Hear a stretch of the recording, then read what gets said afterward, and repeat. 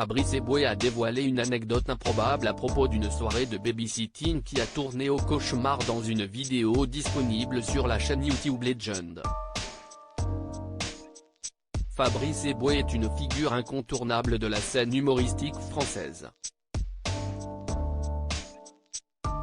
Depuis le début de l'année, l'humoriste est en tournée dans toute la France avec son 4e spectacle intitulé Adieu hier, et ce, jusqu'en avril 2023. Il revient sur des sujets d'actualité comme les réseaux sociaux, le militantisme, la cancel culture ou encore la crise du Covid, par lesquels il se sent quelque peu dépassé.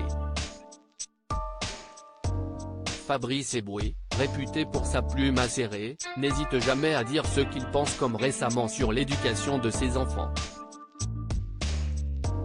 Une soirée de babysitting qu'il n'est pas prêt d'oublier à l'occasion de sa tournée promotionnelle pour son nouveau spectacle, Fabrice Eboué était l'invité de Guillaume Play sur la chaîne YouTube Legend, vidéo à voir ici. L'humoriste a dévoilé plusieurs anecdotes hilarantes, et il s'est également remémoré une soirée pendant laquelle il a dû remplacer au pied levé sa petite sœur malade pour un babysitting. Et tout ne s'est évidemment pas passé comme prévu. C'est assez incroyable.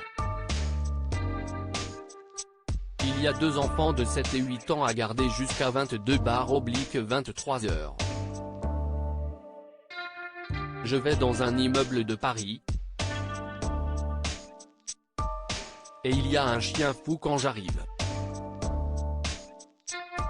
Tu sais, les chiens qui sautent partout. Et il est un peu jeune, un peu turbulent, mais il n'est pas méchant, a-t-il commencé à raconter.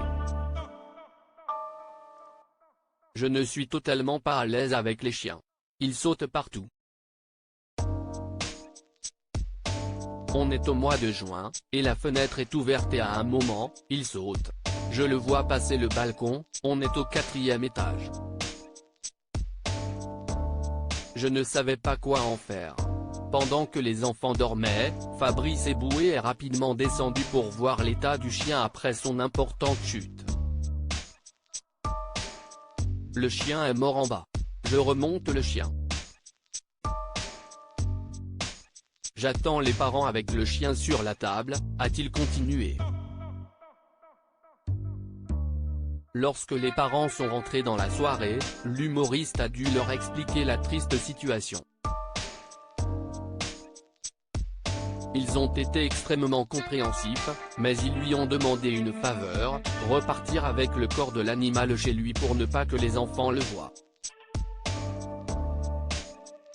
Ils m'ont mis le chien dans un sac poubelle. Je rentrais en métro. Je descends dans le métro avec le chien mort.